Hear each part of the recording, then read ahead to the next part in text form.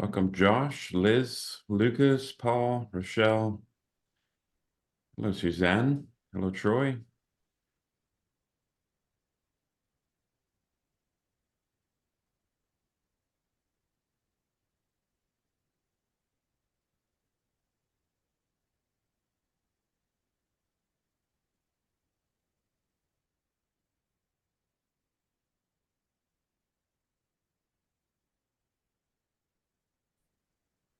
All right, well, let's go ahead and get started, and we'll send out the recording, of course, if anyone hops on late.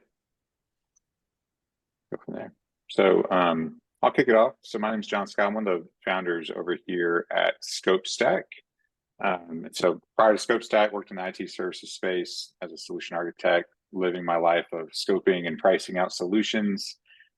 It got so painful, finally quit my job, 6 years ago, and started this as any good engineer would. And I'm very happy to have Wim Kerkhoff here of TopLeft. Wim, do you want to do a quick intro on your side? Yeah, no, thank you for hosting this and kicking us off, John. Good to be here as well. Absolutely. Welcome, everyone. And so I'm the founder, CEO of TopLeft, but backing up, had my own MSP now for 17 years. Actually, there's two of them. Kerkhoff Tech is the Windows MSP, Crafty Penguins is Linux. I got wonderful people running those businesses, and I'm focused on TopLeft, so helping MSPs fix project management and service, and just get things unstuck and moving along. So good to have you all here.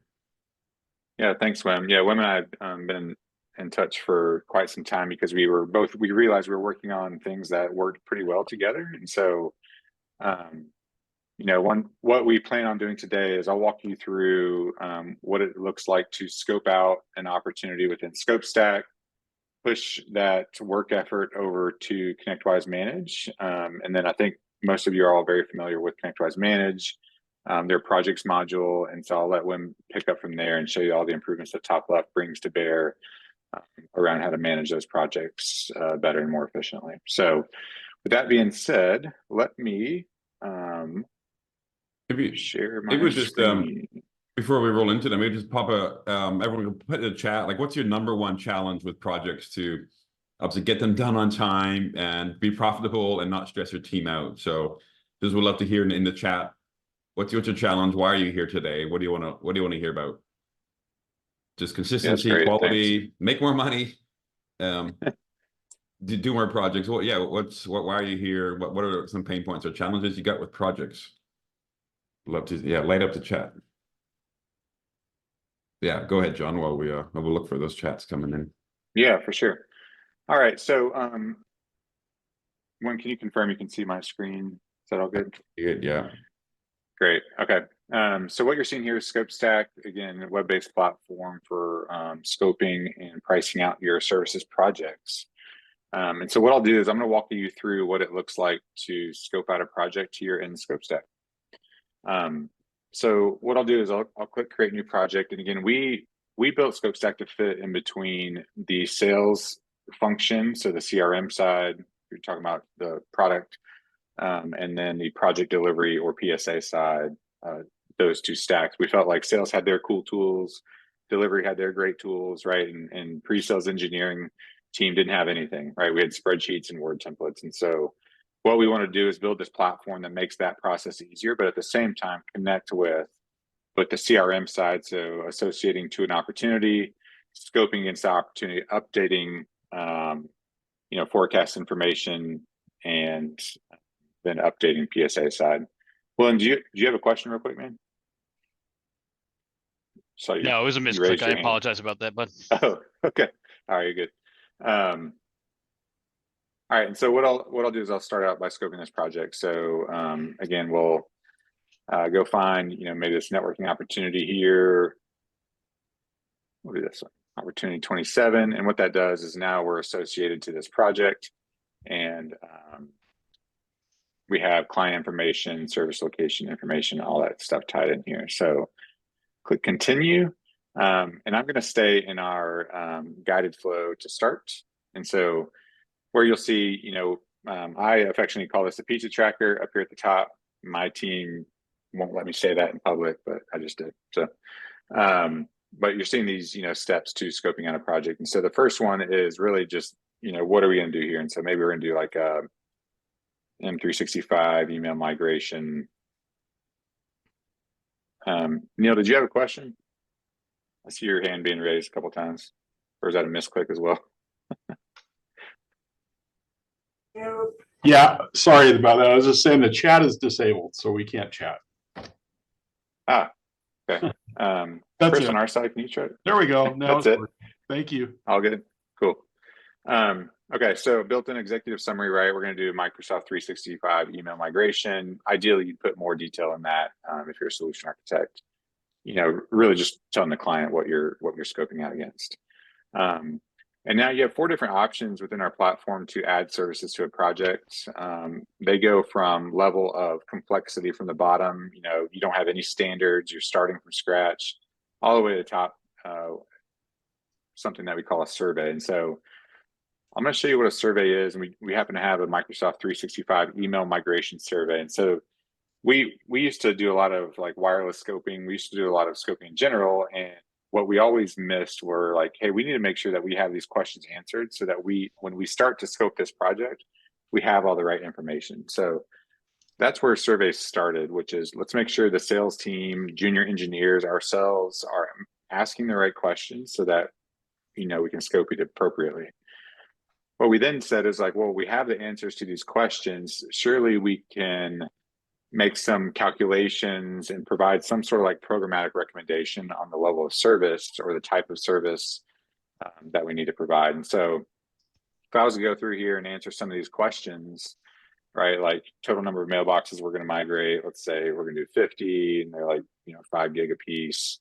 We're not going to migrate archives. Yes, they're shared mailboxes. Yes, they're distribution lists. We're going to do a hybrid migration. Third-party tool preferred, we don't really care, or the specific compliance requirements. And so with all that being said, we can just answer those questions. And if we click calculate, what we can actually do is then recommend the right services and the appropriate quantities based on those questions and answers.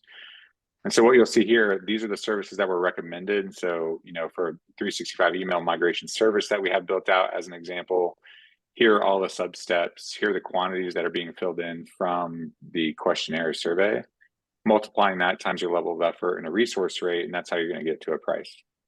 So this is how we're pricing out our solution. But at the same time, you know, I can come in here and I can add to it, and I can adjust it. I can move these steps around if I want to, right, to make sure that I'm getting this solution properly scoped. The next piece where we felt like there was a big gap was this idea that we can associate language to services, right? And so we have varying levels of predefined language from our customer base. We have some that have a lot here. We have some that don't define it at all. And they literally just have a bullet point of services that are being added to their project, which is what we'll just do that today. Payment terms, right? You know, I guarantee if I ask 3 or 4 people on this call to build out a pricing table, it would all look different. And so this is always the worst part to me, scoping a project, is like building out that pricing section, because there was just like, there's a lot of ambiguity to it. And so what we give you the ability to do is define some best practice payment terms. You can define those as a business, just to make sure that you're presenting the same types of pricing to all your clients, as opposed to like Timmy's version and Jimmy's version of how to price out a project. And again, you can review the project, right? All the services, sub-services, all the things, pricing. So y'all can validate my pricing here, but roughly 12K for, you know, 50 mailboxes seems about right. Right. And then at the end of the day, being able to generate a document. So I'm gonna go ahead and generate a statement of work.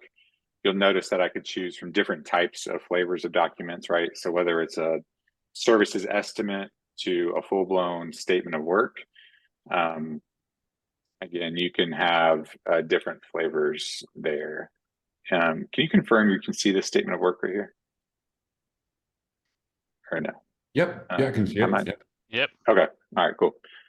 So this is what generated out of our project, right? So this is our look and feel of a branded document. You know, we skipped a few fields here, like customer client contacts, but what you're going to see are, you know, locations and scope, the executive summary if we had one, and then just starting to build out, right, dynamically based on what was chosen in the UI. This was all in here, but then, you know, we had multiple phases and multiple services. And if you'll remember, we're just creating a bullet point list for now around what we're doing. So there's all sorts of different ways. I know we have some existing clients on here, and you know, they all have different views and looks and feels of this. So anyway, here's the statement of work, right? All the way down to pricing and payment terms. But let me show you. So I'm gonna go to our advanced editor, pop in here, and this is the same project, just in a more granular kind of advanced view. In order for me to push this project now to manage, actually, I should have probably done this the first time, but go through the approval process. And so I fast tracked the approval process, but what ours looks like is technical QA, sales, business approval. And so there would be emails and things that go out to make sure that the right people are seeing the project before it goes to a client. And then only when a project becomes approved, you then have the ability to push to PSA, right? And so if I was to push to PSA, you know, start date, end date, and then there are some required fields that I would want to push over to ConnectWise, right? Do we want to, here, maybe I'll just do it. Start date, end date, you know, which board are we going to go to? This one. The ticket status, do you want them to be all open, on hold, new, in progress? You can change that if you want to, as well as the initial ticket priority. I don't know if I need to do those. And I'm actually going to create a new project as opposed to updating an existing project. And then this is a important piece here. So just how much detail do you want to send over to ConnectWise? So do you want to create a ticket for each ScopeStack service? So that's the top level service. Or do you want to, the most common one is actually creating a ticket for each ScopeStack service and a task in that ticket for each subservice. So I'm going to click that one. And I'm also going to create some items for governance. And so I'm going to push that over to PSA. And so if I was to hop over to manage here, go look for this project. So I'm in the projects module now. With my projects, look, show all projects.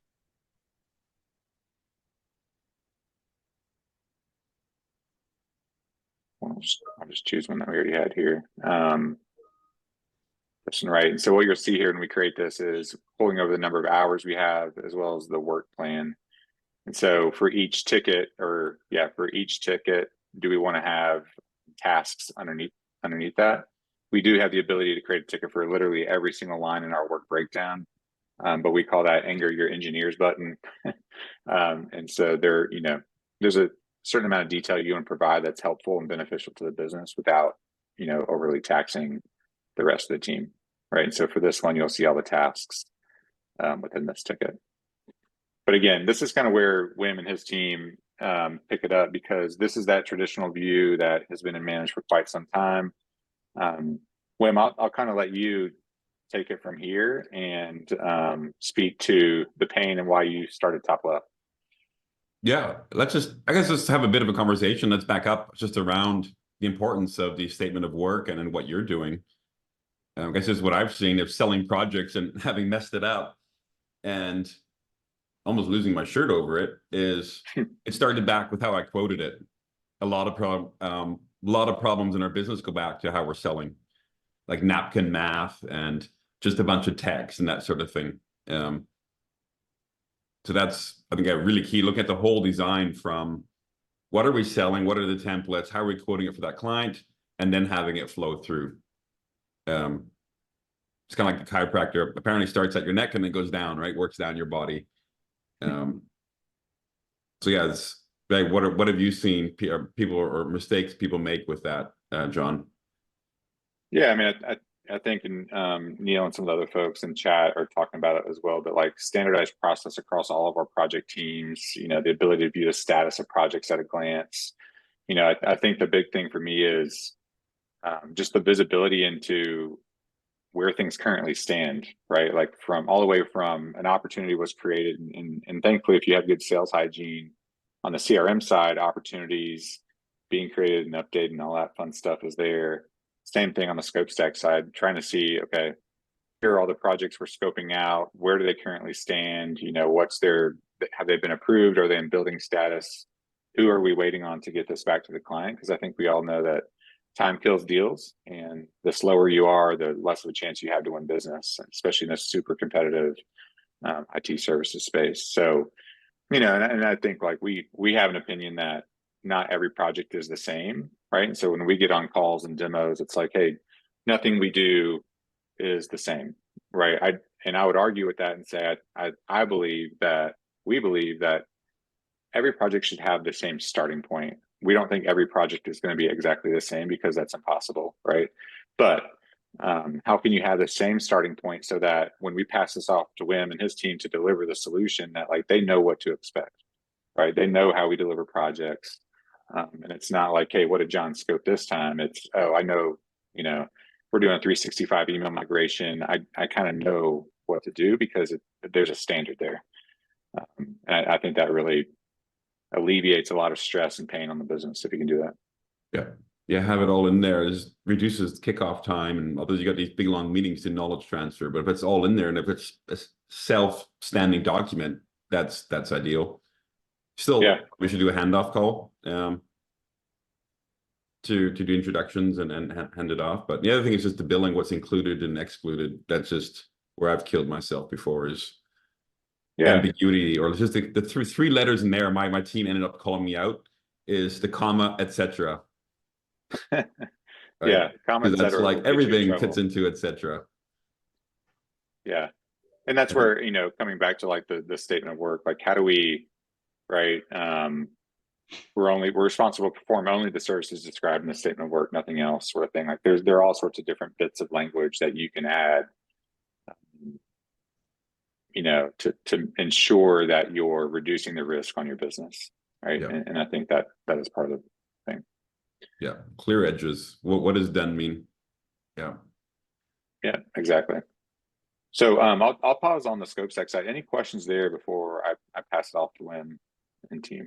Lucas had a question, is once the document is created, can you edit it? Yeah, so yes, you can. So what we're doing right now, right, is you can edit this document outside of the platform. However, I will say if you edit this outside of the platform, then there's no way for us to know what you changed. So what we typically recommend to people is that if you have changes to make to, you know, whether it's the scope language, the services that are in scope, out of scope, so on and so forth, that you make those changes in the platform, create a new version number, right? And so there's an ongoing record of what changed in the statement of work, and then just regenerating it.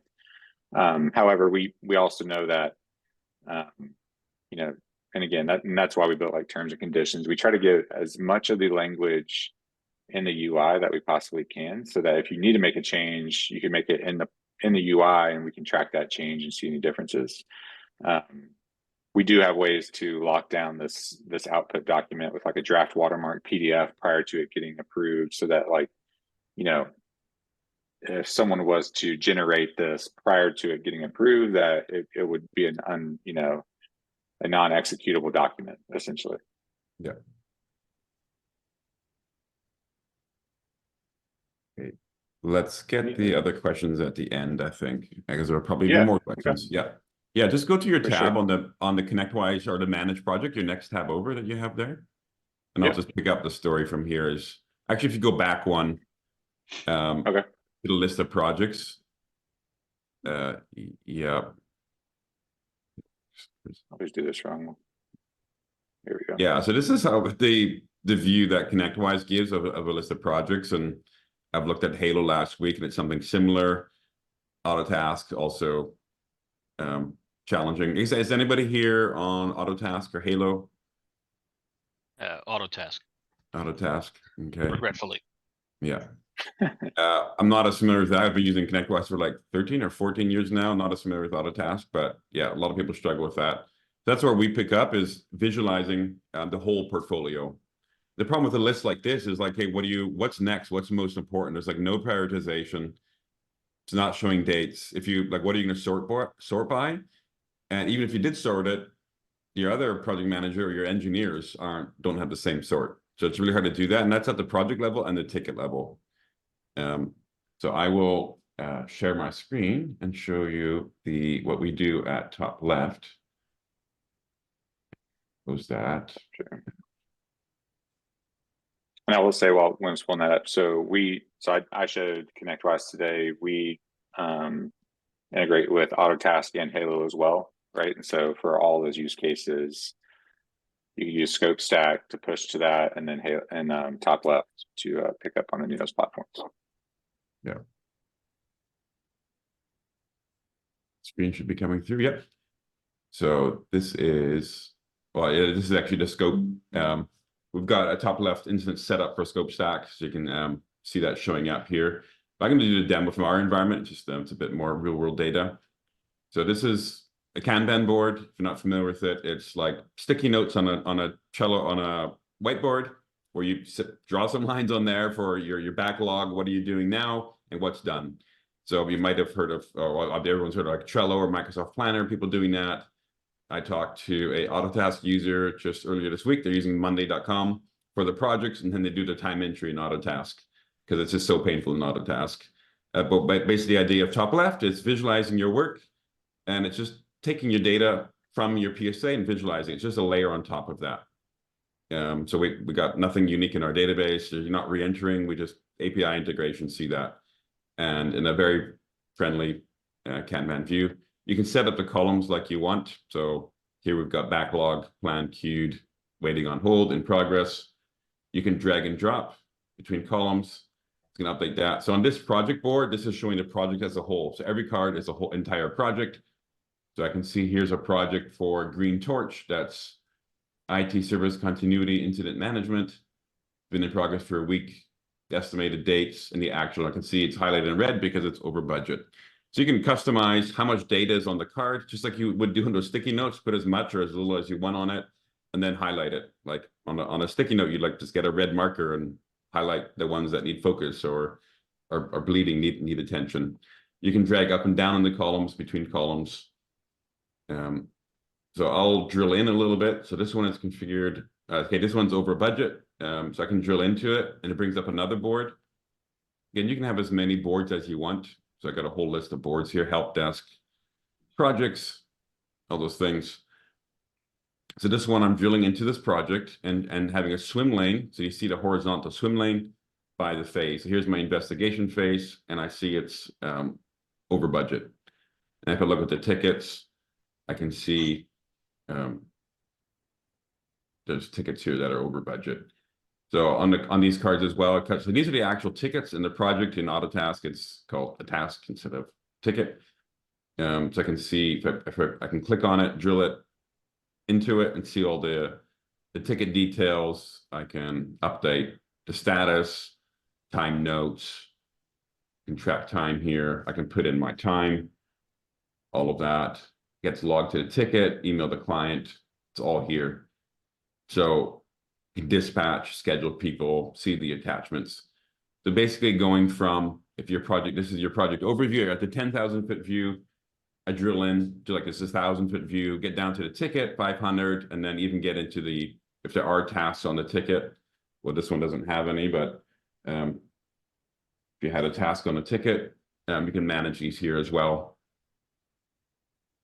And those are on the card. So 0 of 1 task completed. I can see if it's overdue or it's past the due date, over budget.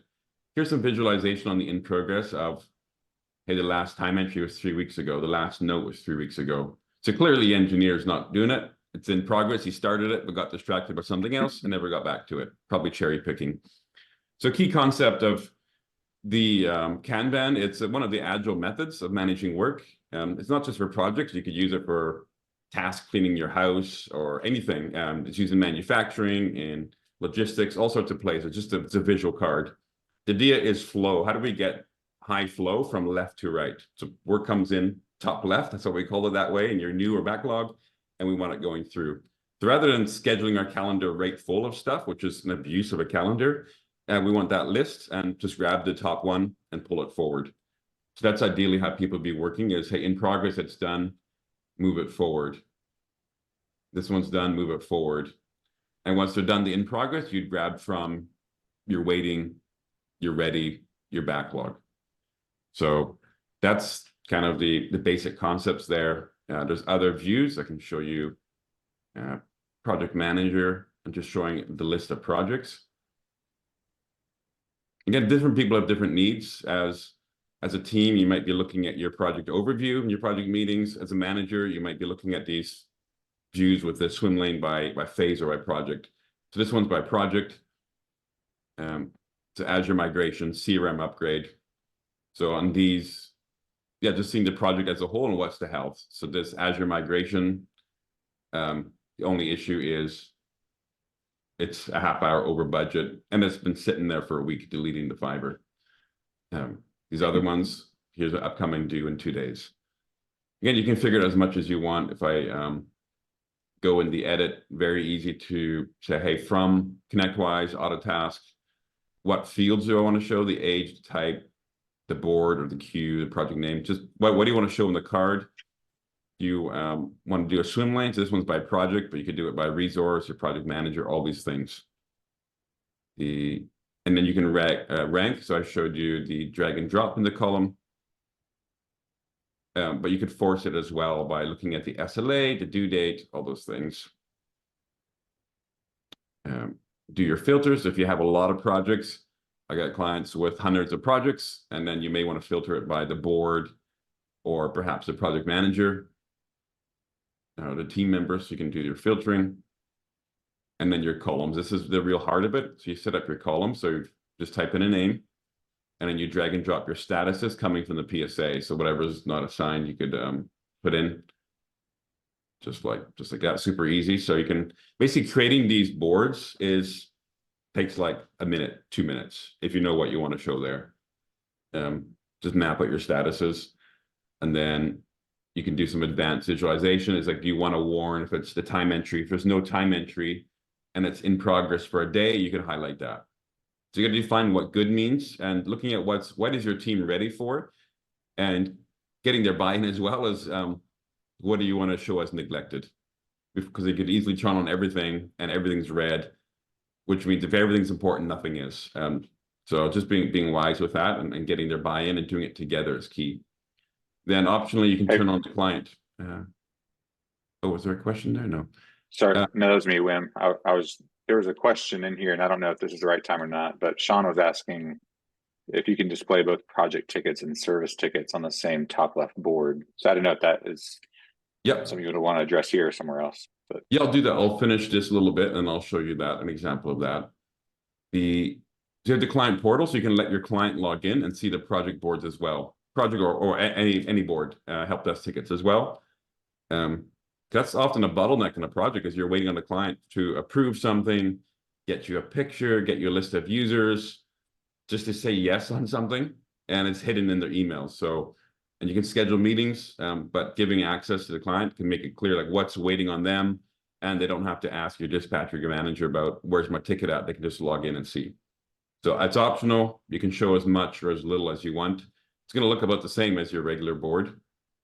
Yeah, showing your notes. They can let them add notes, drag and drop cards, showing your phases, different things like that.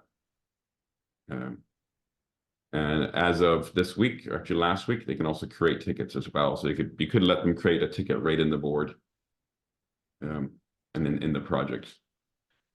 So that's pretty unique. And then cool. there are Gantt charts, just really quick.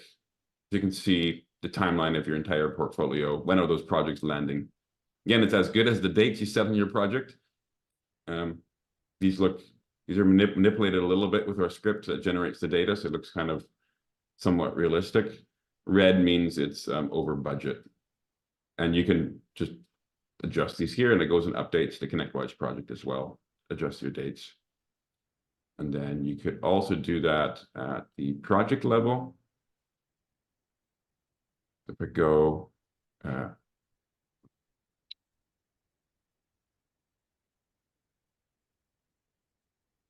too many tabs.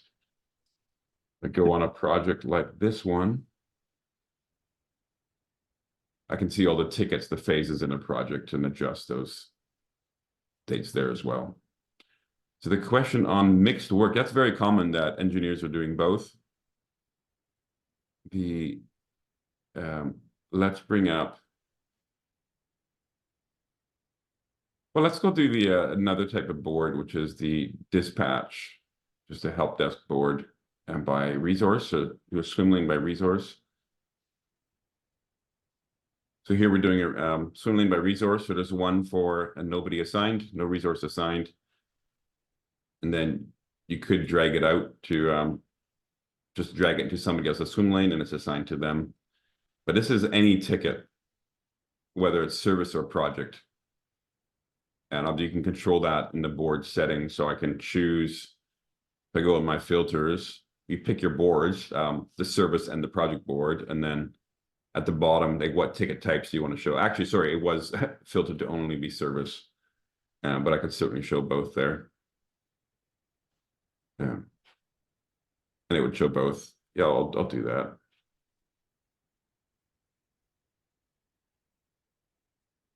Yeah, so it's showing. I don't know if there's actually any ticket number beginning with the letter P. I'm not seeing them, but it will just show up the same way with the phase or project and the phase name on it. That way the engineer doesn't really have to think about going to some other place about what's my project, what's my service. That will end up being biased towards one. So your coordinator can prioritize it and they would just pull it through and do that ticket. They don't have to care about the bigger picture, just focus on doing one thing at a time, doing it well, and on to the next. So that is one way to do that. The engineer can also come to any of these boards. The other one is actually, the engineer can come here with one without swim lanes and just say, hey, my tickets, and see all the tickets assigned to them, service and project. What do I need to be looking at? So they should just be working their in progress, following up on their waiting and their scheduled. So did that answer that question? Did that answer the question? I believe. Sean? Yes. Yeah. Yep. Yeah. So there's. Yeah. Okay. Thanks, Sean. Looks like there's one more from Lucas. The largest. It's been huge. And really, I don't know what the actual numbers are, but we've run into people with just a massive, super ugly ConnectWise or Autotask database. And often it's because the RMM is creating all these tickets, which they never look at or not closing properly. We got thousands and thousands. So that's typically a common thing. So we've actually updated the onboarding wizard. So that's kind of asks you which tickets you actually want to synchronize and show. If you're never going to show that RMM board, then why synchronize it? But really, we've got clients with 500 users in their ConnectWise, and it's fine. It's synchronized. We're just synchronizing what's changing, and we get the callbacks. So ConnectWise or Autotask will give us a callback with that change data, which we pull in.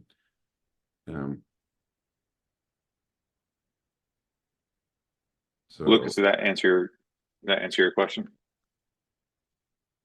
Yeah, that's exactly the problem, is in syncing with data that no one uses, and it just clutters. So perfect. Cool. It's got some filters in there. We do actually, since we're talking about sales, we do have the sales pipeline as well with the ConnectWise opportunities. And we don't have this yet for Autotask. There hasn't been too much request for demand for that, but we do have clients using it for ConnectWise. So you can do look at the sales opportunities, where is it at in the pipeline. So configure your stages as you want, and see where it's at and move them back and forth. So it's there as well. Set up your visualization. The activities are in here. So if you're doing just kind of sales operations, your tasks for maybe quoting or billing, whatever it might be, they're in here as well. You can set up. I haven't actually looked at it in a while. Yep, so I can see here by person what's going on. So I've got new, discovery, quoting, waiting decisions. So you could edit these activities here and work them through. You have like a real salesperson's note in there. I forgot what I did, but I know I did something. seems very accurate. So it's good data you got there. Yeah. So let me see, Neil was asking. Yeah, so if you go back to your project overview. So with this, yeah, your question around a standardized process around all your project teams that's where this comes in. Like the ConnectWise defaults are horrible. It's like, I was looking at what, I think, John, you've got basically a default ConnectWise recommended sandbox there, right? Yeah. It's like on hold and open and closed, like so useless. So you could break it up to what's the logical progression of a project. It might be, it's an idea. It might be, hey, you're quoting it, you're estimating it, you're doing something in with ScopeStack, it's approved, the billing is taken care of, and now you're actually going to do planning and kickoff. It's getting scheduled, you're working it, it's in review, it's completed. So you could add more stages in here and then make sure it's actually flowing and spot your bottlenecks between stages. If it's just backlog doing done, it's really hard to see where it's getting held up. So you might want to do that by team, but you have discussions. What is that standard process? Yeah, one thing that we're testing right now on our side is really like this closed loop concept, right? So once we push all this data, to manage, to Autotask, to HaloPSA in terms of the ticket, and like, hey, this is going to take 8 hours, and pulling back in the actual time or the average actual time on each of those standard services, so you can start getting a more realistic scoping accuracy on your projects based on how you're actually delivering them. And I think it just kind of goes back to when some of the stuff you were saying around like a standard process. Like if you're not creating a data structure that is consistent to push over into a PSA and then manage it in a system like TopLeft, then it's going to be really hard to gather any sort of like meaningful data around what you're actually doing for that work effort, right? I mean, you need to have a certain level of number of projects scoped and delivered consistently from pre-sales to scope to delivered, right? To get that back to make it meaningful. And so what I'm really excited about is pulling that information back. So just one more data point, right? That like when like the one you were showing earlier, when like what I like about top left side is you can visually see like where there's a something slowing work down essentially, which is the purpose of Kanban in general. Yeah, it's really simple. Like you don't need fancy AI and other things. It's just visualizing. And then once people see the chaos, then they can start cleaning it up. They're like, okay, this is what's going on. I just got to change somebody's dates, assign the right person. Now it's reflecting reality. That's this adopting this way of visualizing it. It's not about totally flipping the table on everyone and rebuilding your team and the roles and what they do. It's like a daily micro evolution. Start visualizing it. Just get started, and then small improvements, working with the team. And it's for everyone. It's like anybody can jump into this. It's a simple view. So you can give a viewer license to people who aren't even in the ConnectWise every day. They don't have to be trained on the PSA to just bring up a board and see where projects are at. Cool. Yeah. Well, I think we'll open it up to the group here, Wim. That's okay with you? Unless you had anything else you wanted to touch on your side. Not really. I just take it from questions.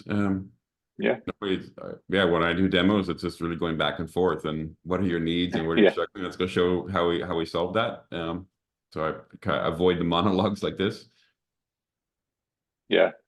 So again, any questions from all the way from scoping your solutions, pricing them out, to managing how they're delivered, managing the resourcing, all that fun stuff that we talked about today on the call.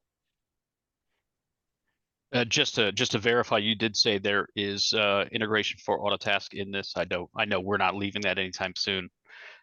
Yeah, full support on Autotask. Yeah. Oh, brilliant. Yeah.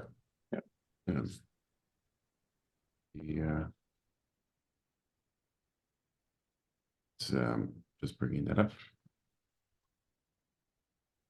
Yeah, so here's some of the interfaces of slightly different, but really it's like 95% the same. Just some of the terminology is different, but we've got that all.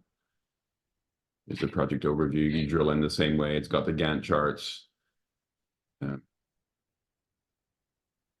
Yeah, and something we're actually working on right now is the showing tickets and tasks on the same board, because they're very different animals in Autotask. In ConnectWise, it's just they're the same thing, project tickets and service tickets. But we're doing the unified board in ConnectWise, so you can show them on the same board. Yeah, in Autotask, we have a bit of a hang up at our place because the tickets and tasks are completely separate. The general service team, the resource team, does not work off tasks at all. So I find myself using tasks to track my projects and then having to build tickets for each one of the duties that I have to pass on to the team. It's rather cumbersome. Yeah, and I really wish it was another way around it, but right now we don't see one. Yeah, I didn't realize how bad it was. Like 2 weeks ago, I was talking to somebody, and there's a concept you can actually have tickets and tasks in a project, and I was like, "Oh, like that's insanity."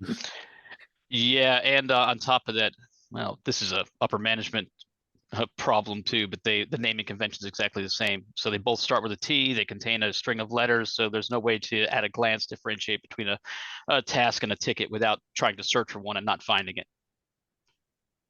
Yeah. So, but that's that's my problem. Yeah, so we already have that in beta. So to show the tickets tasks on the same board, so the engineer can grab it, put their time in, put their notes in. It all goes through the columns. They all go to card, and they don't really have to worry about the behind the scenes chaos in Autotask. Right on. Thank you. Cool. No problem. Lucas, you had your hand raised, sir. You got a question? Yeah, thanks. What is the integration from your tool back to a finance tool for acknowledgement of completion, or MRR being unlocked and finance being in flight with the project? With TopLeft, that would still be, we're relying on the PSA to do that sort of workflow automation policy, that sort of thing. We're not a PSA, we're a Kanban visualization on top of your PSA. So you would. All right, so once that billing milestone is reached in TopLeft, the acknowledgement needs to be actioned in the PSA. Yeah, like how are you doing that now? In ConnectWise. So we just created, as part of one of the governance tasks in ScopeStack, we created a finance section, which is related to the commercials. Okay. And once that measure is triggered, there's a finance report that runs and just looks for that in ConnectWise. So I think you can honor that same flow is if that's like a ticket that gets created in the project. Yes. Yeah. So yeah, you'd have that on your top left board as you would have a billing ticket, right? You'd have all your kickoff, all your technical tasks, and one of your last ones would be this billing completion, right? So all right, same thing. One more task to do that you pull through on your list of things for that project. Thank you. Appreciate it. Yeah, it's a good way to do it. Yeah.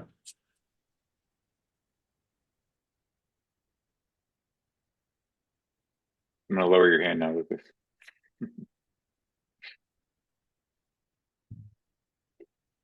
Don't think we can lower Anything else? You can't. It was more of a threat than anything. You know, the question, the images that you add connected to ConnectWise, is that a top left question or a ScopeStack question, Neil? I think that's a ScopeStack or a top left. I noticed that somebody had said that they can add both project tickets and service tickets.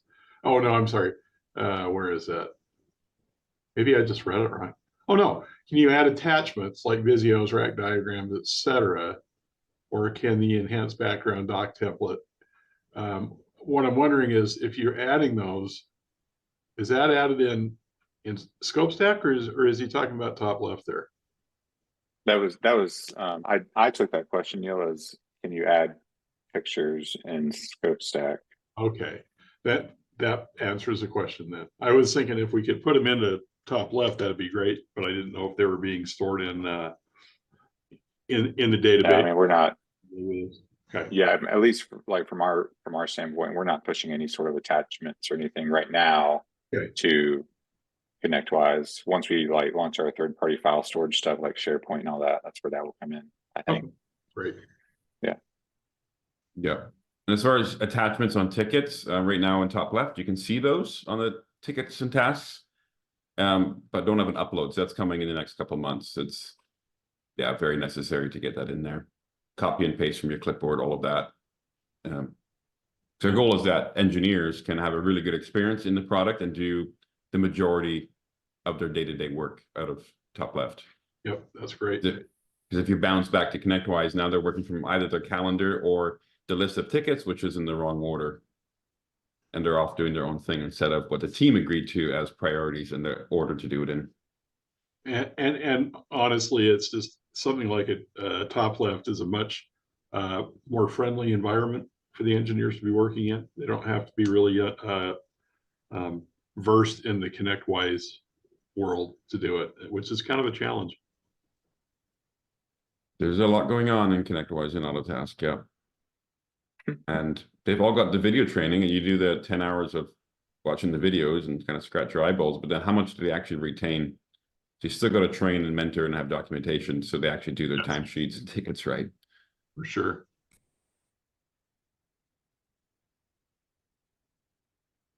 So we put up here on the screen, so you know, both Wim and I kind of really love having these conversations. So as opposed to like, you know, hey, go sign up and go give us money and all this stuff, I think, you know, it's always worth a conversation first, especially if you're not using one of these platforms. So with that, right, I mean, we can have a much more authentic, kind of tailored conversation to your business, understand it a little bit better, and, you know, let you know, from our side, if, you know, if it's a fit or not. And so we'd love to have that opportunity for those of you that are not current customers of either ScopeStack or TopLeft. We'd love to have that conversation as a starting point. So you can see the links on here. You can also see them in chat. Thanks, Wim. And so, yeah, would love to have a conversation with you all.